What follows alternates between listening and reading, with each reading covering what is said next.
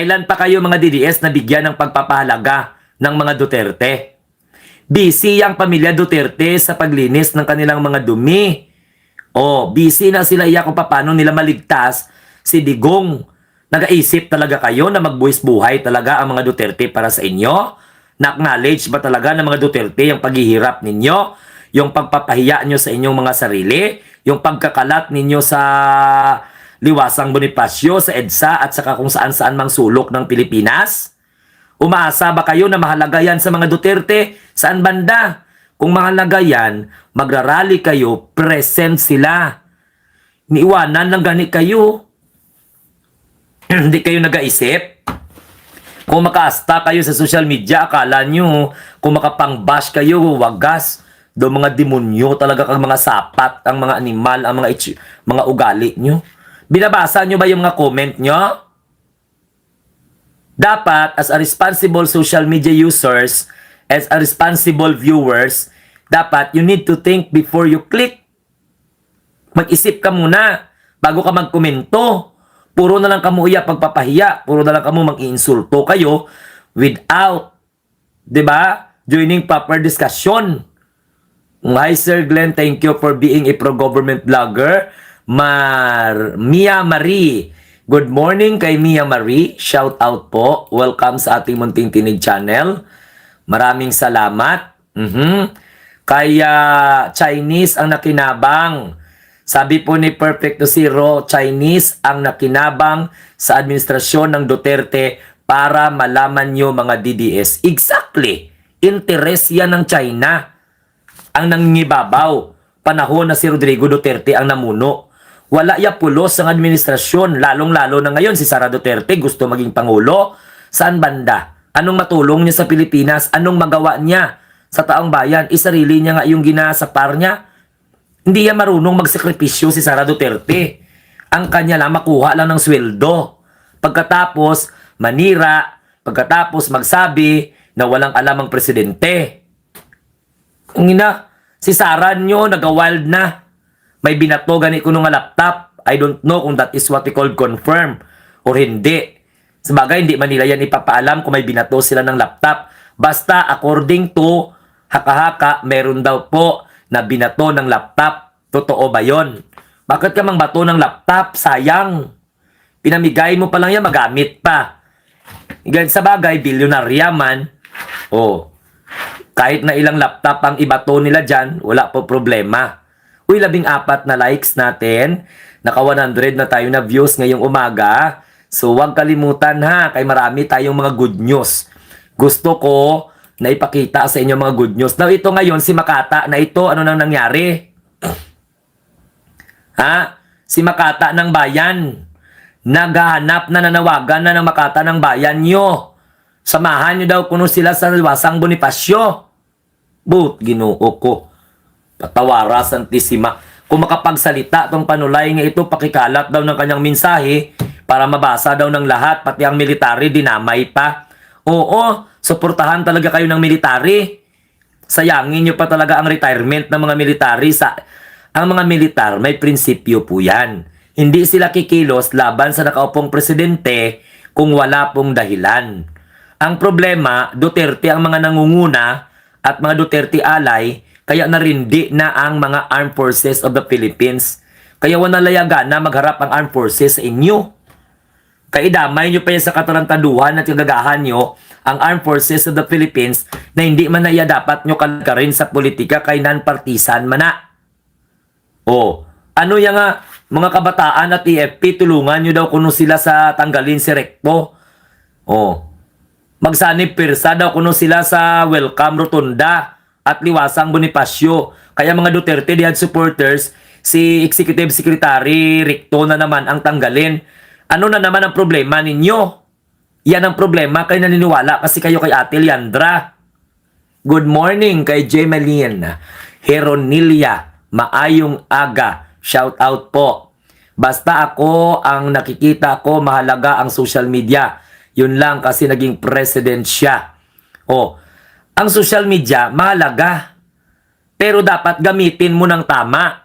Hindi nga magpakalat ng kasinungalingan. 'Di ba? Sanwar Quadebiha. Ang tanong ko sa iyo, pro PBBM ka ba o Duterte supporter ka? Sagot. Kaya hindi malinaw. Oo, nakikita mo yung mahalaga ng social media.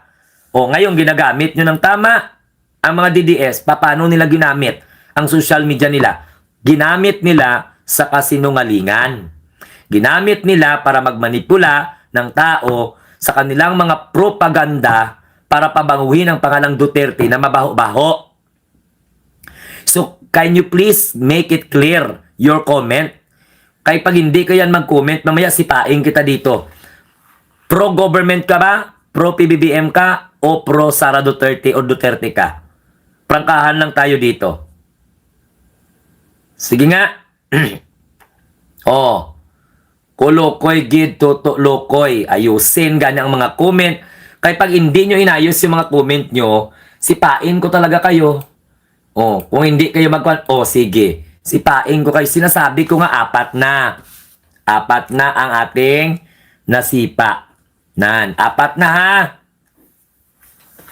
Kaya itali ko, make sure na iklaro nyo ang comment nyo.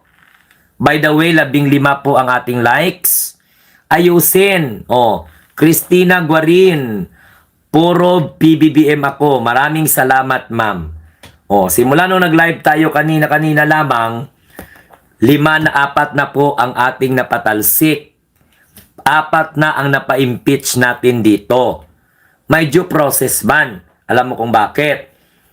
Sinasabihan ko naman sila from the very beginning that Duterte Dihad supporters are not allowed to be here in our channel. So gusto ko lang ipaalam sa inyo na ang mga Duterte Dihad supporters, kada mga sapat, kung makaasta, ayon, nananawagan na naman sa mga kabataan. Tulungan daw sila. Pati ang Armed Forces of the Philippines, nananawagan sila na tulungan daw silang tanggalin si Recto. Anong problema ninyo kay Executive Secretary Ralph Recto? Kaya nyo ang trabaho ng Executive Secretary? Kung makapatalsik kayo kung kami ang magpatalsik kay Sara Duterte, kaya namin kung ano ang trabaho ng Vice President. Correct? Pero kung kayo makapagsigaw dyan, ilalabas na naman daw nila ang tapang at lakas. Bakit? Nasaan ba yung lakas nyo? Kung makapagsalita kayo na May 1, ilalabas nyo ang tapang at lakas ninyo. Bakit? May ilalakas pa ba kayo? Ang hina-hina nyo. Hindi nyo nga mapatalsik ang presidente. Ipinagmamalaki nyo na 32 million kayo. Ang tanong, nasaan na ngayon ang 32 million? Ang tanong, suportado pa ba kayo ng majority? Gusto ko lang kasi i-content ito. Sige sir, ipatalsik nyo na. Patalsik ko talaga. Sinong ipatalsik? Napatalsik ko gani ang mga DDS. 4 na. 4 na ang napatalsik. Oh, mamaya-maya magpasok na naman yan sila. Kay 124 nang nanonood, 15 parang ang likes. Oh. Napatalsik ko na Daikeche Store. Daikeche Store, napatalsik ko na 4 na DDS sa channel. Kani-kanina lamang. Sumadagdagan pa ito pag hindi sila sumunod sa direktiba na wag silang manood. Wag silang mag-comment. Okay? Kaya hindi importante ang kanilang presensya. Pwede naman silang manood na hindi makapag-comment. Yun lang. Correct? Hindi sila pwede mag-comment dito. Bawal.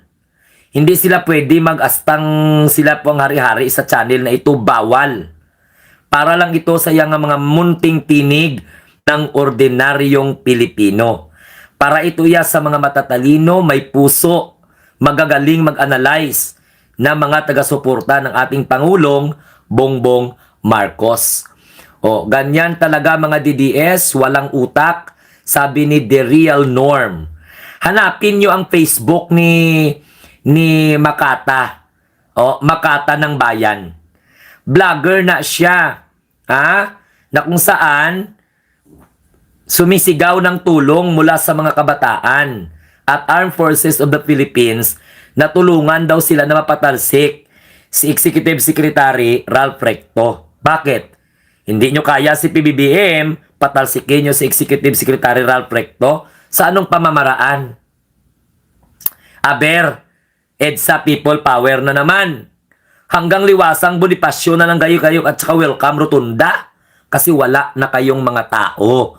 Wala na kayong mga tagasunod. Sawa na ang mga Pilipino sa kadramahan ng pamilya Duterte. Kaya kahit anong panawagan nyo sa tao, dala-dala ang apelyedong Duterte, hindi kayo pinapansin. Bagkos, nagagalit ang taong bayan kay alam ng taong bayan kung gaano magtrabaho ang presidente. So ngayon, dahil hindi nyo mapatalsik ang presidente, si Executive Secretary Recto na naman ang inyong target. Ayaw ninyo na magtagumpay ang administrasyon na ito. Kaya kung ano-ano na lang na mga paik-ik ang inyong ginagawa para mamanipula ninyo ang utak ng mga Pilipino. So mga kababayan, ito yung utak ng isang Makata. Makata daw siya ng bayan na nagpakilalang siguro apo ni Balagtas. Kung pamunuan daw niya ang people power sa Maynila para patalsikin daw ang Pangulo, nagtatanong sa taong bayan, sasama ka ba? So sinong sumama? Sinong sasama kay Makata ng bayan? Bot, nalang ginuhok ko. Hello Kelly Capuno, maraming salamat. The Real Norm, thank you. Mag-comment kayo kay apat pa lang ang napatalsik. 111 viewers natin, 90 na po ang ating likes. So maya-maya lamang maghahatid tayo ng mga makabuluhang mga balita. Ito ay gusto ko ihatid sa inyo, itong mga magagandang balita. Ay, by the way, nagkaroon ng commotion. Susana Frias, good morning. Breaking news tayo Inaristo ng National Bureau of Investigation si Jason sa kanyang bahay sa Quezon City. Yan po ay base sa warrant of arrest kaugnay ng kasong pagpapakalat ng maling impormasyon gamit ang internet at media. Naharap siya sa paglabag sa Cybercrime Prevention Act of 2012. Gusto ko lang ipaalam sa inyo kay ang mga Duterte Dayad supporter ba naman ng mga vloggers, ayaw ito ibalita. Rolando Calzado from Kingdom of Saudi Arabia. Welcome po sa ating Munting Tinig channel. Mabuhay po kayo hanggat gusto nyo. Sige, maduming gumawa sina Duterte, magnanakaw pa, pro-China pa. I hate Duterte, sabi po ni Ma'am Cristina Guarin. Dapat full force na tayo ngayon sa pagkampanya na sana hindi makapasok sa politika sa nasyonal itong si Sara. Dapat isunod na si Ngungo sa laging pagkalat ng fake news. Oo, nalalabag po siya sa Cybercrime Prevention Act 2012. 2012. So, itong si Jason